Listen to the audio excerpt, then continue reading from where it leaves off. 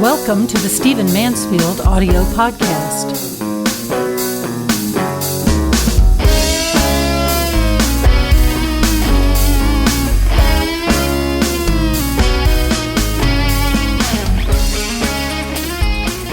Judge Neil Gorsuch is now a member of the United States Supreme Court, and I have to tell you that I think it was the right decision.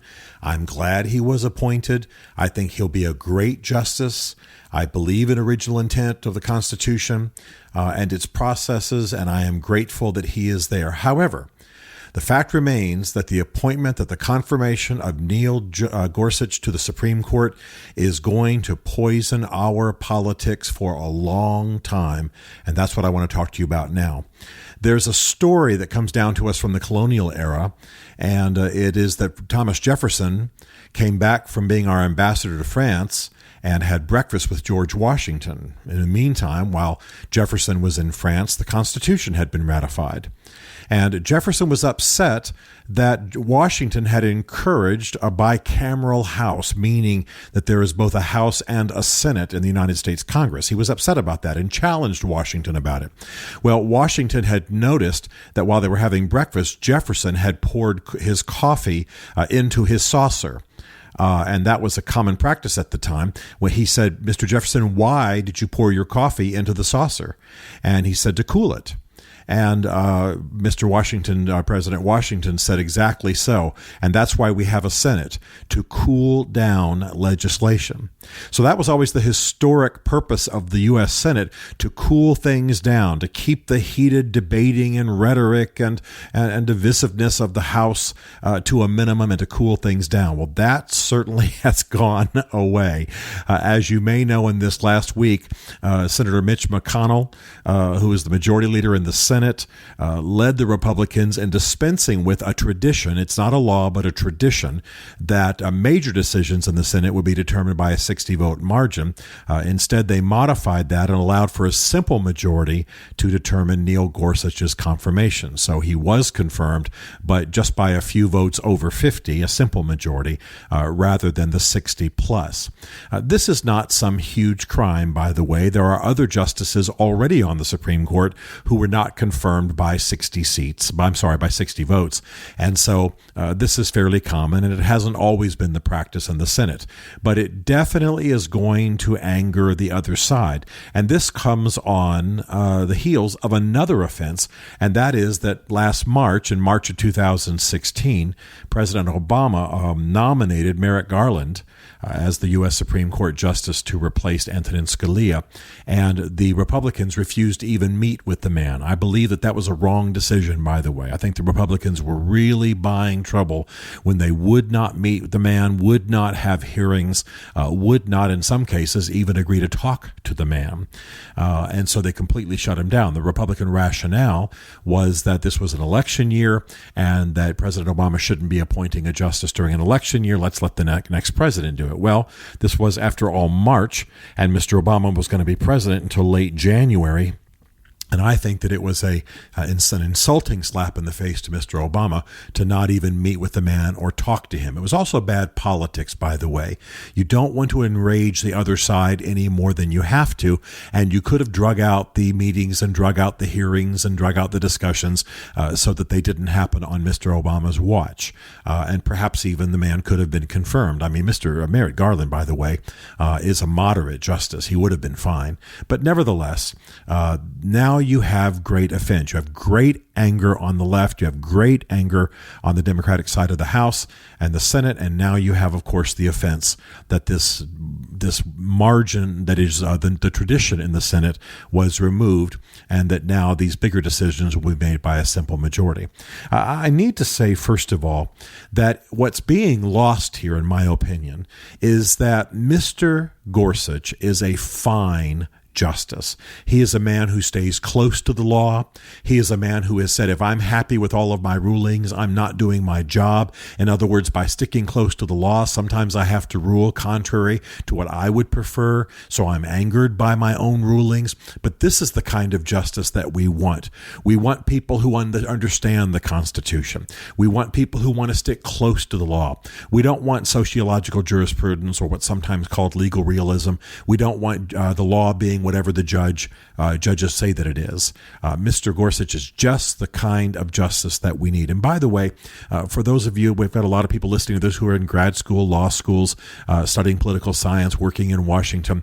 To say that I believe in original intent does not believe, of course, that I think that slavery ought to be legal or that slaves ought to be counted as 2/5 of a human being or, whatever other issues were occurring at the time. Yes, I think women ought to have the vote, et cetera, et cetera.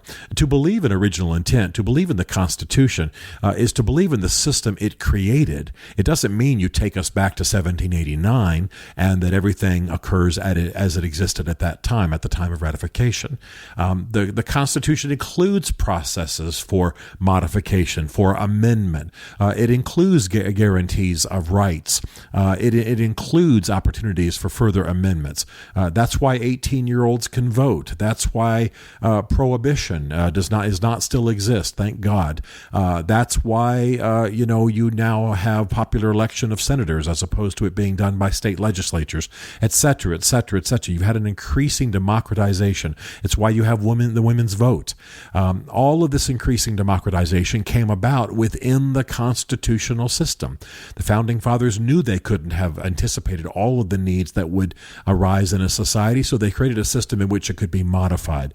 So to say you believe in original intent does not believe that you take the vote away from women, and you want to enslave, you want to return to slavery. All of that kind of silly rhetoric is just ignorant. You believe in the constitutional system, and you can even be a progressive within that system. In fact, I would be probably classified as a progressive constitutionalist, not a progressive in the left-leaning side of our politics and that orientation, but rather in the sense that I would want changes within the constitutional system, but be celebrating the original intent and understanding of that Constitution. So that being said, I'm glad that a man like Neil Gorsuch is a Supreme Court justice, and we need more men and women like him. I will say that what was really tragic, I listened to a great many of the interviews and debates and hearings related to Mr. Gorsuch. I watched as many as I could. I listened to some as I was traveling around the country, driving and catching him on NPR and what have you. I have to say that there was a clear dividing line, and it's one that's going to continue to shape this country. Mr. Gorsuch was sitting there as a man of the law, as a man who was willing to surrender his opinions to the law, as a man who kept pushing forward the Constitution, which is the founding covenant of this nation. And I'll have to say that his critics were always pushing specific political issues. In most cases, they were pushing issues apart from any foundation in the law. Mr. Gorsuch was asked constantly about his views on certain political issues.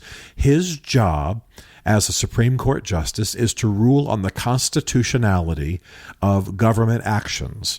How close do they align to the Constitution? It is not to make law. Many of us who are a little bit younger, and so of course there are many listening to this who are far younger than I am. I'm in my 50s. Have almost come to believe that the role of the Supreme Court is to create law, is to manufacture law.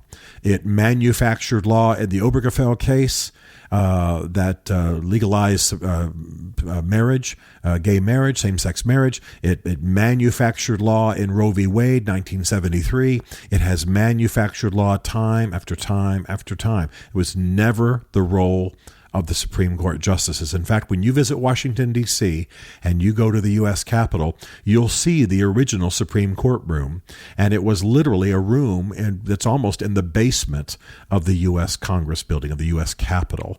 It was the only role the justices had was to rule on the constitutionality of law and government actions. It was not to be a creator of law. The executive branch, the president executed, the legislature determined law, legislated law, made law, created law, and the Supreme Court ruled on the constitutionality of that law. And I would suggest a lot of people like me who are right of center and further to the right would suggest that we have been increasingly in bad shape in this country as we have created law through the Supreme Court. In fact, there are some rulings the Supreme Court has made that have angered the left. And I'm actually in agreement with the left on that. I think the Citizens United case was atrocious. It has to do with funding of campaigns and funding of politics and what institutions can do that. Again, there was no basis in the Constitution that justifies that ruling. It was, again, sociological jurisprudence. So what I'm saying is that it was a tragedy, I believe, and I felt the weight of it as I listened to the hearings and watched the hearings regarding Neil Gorsuch, to hear his opponents constantly bring up gay rights, abortion rights, certain very narrow protections provided in this society, but not ever peg it to the law. We are a nation of laws. We are ruled by law. And I increasingly urge that we move away from sociological jurisprudence and legal realism. We move away from judges making laws, and we insist that laws be made by the U.S. Congress. I am happy to live in a country where, even though I would be opposed to it, I still believe it's a just thing for the Congress to fashion the laws regarding abortion, for the Congress to fashion the laws regarding gay rights, not judges overturning a majority of states, the wishes of the people of a majority of states, and creating law where there was none previously. That was never the role of the Supreme Court. So these hearings are going to be increasingly contentious, and they are going to be drawn, the dividing line, the red line is going to be along this very line. The difference between someone who is committed to the law and cannot speak to specifics until there's a case before him, that would be a conservative, that would be an originalist, and then those who have ideological political agendas and are insisting that judges have certain positions on the issues apart from the law. That's the dividing line that we see now. And that's probably going to come back around because it's rather unlikely that all of the current justices are going to stay in office until Mr. Trump is out of office, even if he gets only 4 years. We have some very, very elderly justices. As you may know, that the court is quite balanced, with one man providing a swing vote. And he tends to go conservative more than liberal. So if Justice Ginsburg, for example, should decide that her health does not allow her to stay in office, or should one of the justices die, you're going to have a conservative appointee. And now that you have a simple majority needed in the Senate, it's very likely that person would be confirmed at least during the Trump years, unless the House and the Senate radically shift the balance through more popular elections. So we are living in an interesting time. I celebrate that Neil Gorsuch is a justice. He is a very qualified man. Anybody who opposes his nomination either does so out of bitterness over Merrick Garland, or simply out of a preference for certain political positions over the rule of law. And those of you who are listening to this who didn't want Mr. Gorsuch to be confirmed, I ask you to consider where does that antipathy come from? How is it that a man who's simply committed to the mechanisms of the Constitution can be contrary to your politics? I usually don't take stands this strong, but I think he so clearly supports and represents a constitutional view that I urge that you consider that he is a challenge to an ideologically driven kind of view of law. But we are a nation of laws. Our Constitution prevails, and this is often what defines the left from the right. I've said many times in this podcast, I am slightly right of center. That's where my Christianity lands me. That's where my politics land me. And I'm sometimes with the more left-leaning side of the spectrum. But the reason I can't be more with the left is that they have certain ideological positions apart from the Constitution and make those primary above and beyond the law. We are a nation of laws. We are a nation with a Constitution. It has mechanisms for change. It puts the responsibility for those mechanisms largely in the hands of the U.S. Congress, and not in the hands of justices to fashion and create laws. It's time to return to our constitutional system. We'll all be better off if we do.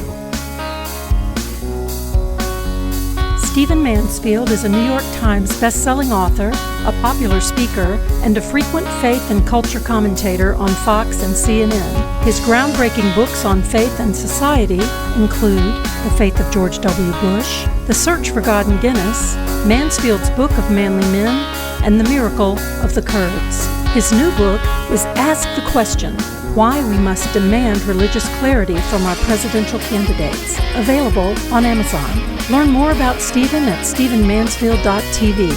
The Stephen Mansfield podcast is directed by Isaac Darnold, who also wrote, produced, and performed the podcast theme song. This is a Chartwell Literary Group production.